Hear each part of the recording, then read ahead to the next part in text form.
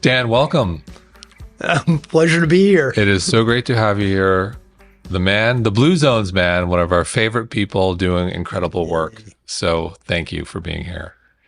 So I figure let's start with a little bit of refresher for the audience. What are the Blue Zones? They are areas around the world where people live statistically longest. It's more of a concept these days, but it began with a National Geographic assignment to find areas where people live to 100 at the highest rates, or they have the lowest rate of chronic disease. They're living about 10 years longer than the rest of us. And we found the longest lived men in the world in Sardinia, in the highlands. Found the longest lived women in Okinawa. In Ikaria, Greece, an island where there's almost no dementia, 10,000 people. And they live about 7 years longer than the rest of us. The Nicoya Peninsula of Costa Rica. These people spend 1/15 the amount Americans do on healthcare, and they have about double the chance of reaching a healthy age 90. And then in the United States, it's among the Seventh-day Adventist. And I profiled an area concentrated around Loma Linda, California. And adherent Adventists are also living about 10 years longer than their North American counterparts. So these are people who've achieved the outcomes we want. And the simple idea behind Blue Zones is, rather than look for an answer for longevity in a petri dish or a test tube, find populations that have achieved it and reverse engineer. And how long ago was this? This all started when? Well, technically, the very first Blue Zone expedition was 20 years ago.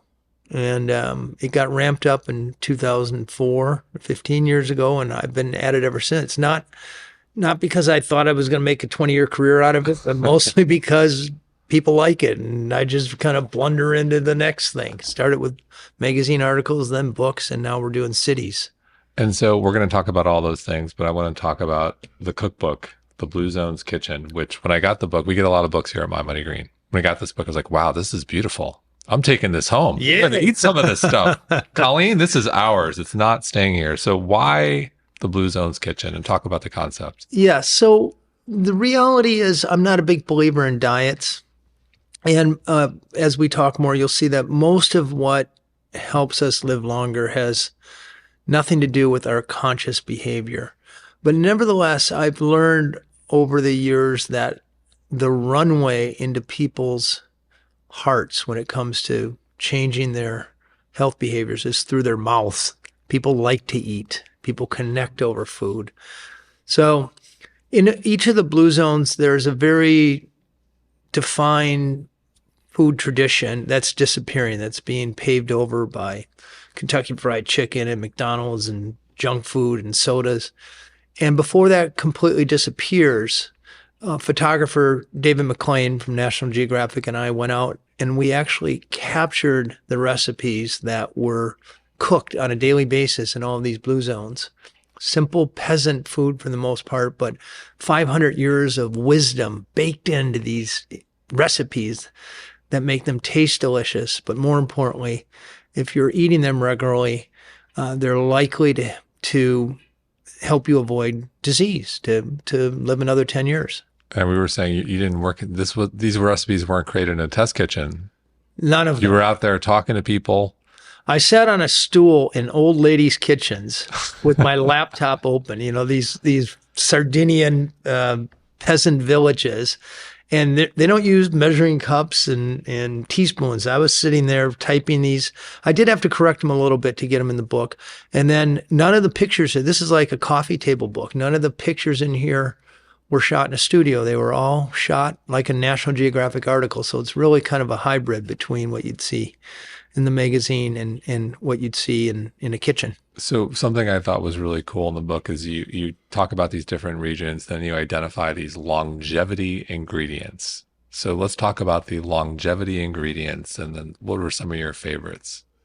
And some of the most unique ones too. There were some interesting ones in there. So some of the things you see over and over in all of these Blue Zones, they only use about 20 ingredients. They're not using they're wild 20 ingredients. You're lucky if you go to the supermarket and you can find something in some of those aisles with less than 20 ingredients. But traditionally speaking, they're eating the same things over and over and over again. So we did a meta-analysis, 155 dietary surveys done over the past 100 years to find out what people were really eating. If you want to know what a centenarian ate to be 100, you have to know what they were eating when they were 10 and newly married and middle age and newly retired. And so we did that work to identify the key ingredients. So first of all, the 5 pillars of every longevity diet in the world are whole grains, corn, wheat, rice, greens, literally hundreds of kinds of greens that many of which we wouldn't recognize, but we'd whack them out of our backyard and people in blue zones make beautiful pies out of them. Tubers, sweet potatoes or emo in Okinawa, nuts, and then beans. And probably the hero, if you were to ask me if there's any supplement you should be taking to live longer, I'd say yes. You want 120 beans every day. If you're eating a cup of beans a day, it's probably adding about 4 years to your life expectancy over eating no beans at all. And so within the group, I'm curious, like what were the most, within the regions, there's some interesting longevity ingredients. Were there any that were particularly surprising or unique? So like avocados in here, I'm like, oh, okay, everyone knows avocado. Everyone's on board with that one. So here's, this is the disruptive thinking here. There's all this hyperbole around superfoods. Yes. Superfoods are a bunch of bullshit. There's when it comes, there's nothing you're going to eat today that's going to keep you healthier in 50 years. The secret to eating to live to be 100 is to eat eating the same foods every day for decades or a lifetime. And the type of foods that keep you from getting heart disease, cancer, diabetes, and dementia. Diseases, avoidable diseases that are plaguing about 85% of American public right now. So most of the foods in here that I say are longevity foods are simple peasant foods. Interesting ones in Okinawa, turmeric probably has more good research behind the anti-cancer, antioxidant, anti-inflammatory quality. So turmeric, I would say. Bitter melon, which is also called Goya. It looks like warty cucumbers. There's 3 compounds in that help lower blood sugar. So if you're pre-diabetic, it's good. Tofu, I think, is one of the great secrets in Okinawa because it's a protein substitute for maybe eating pork or something else or Spam. And then in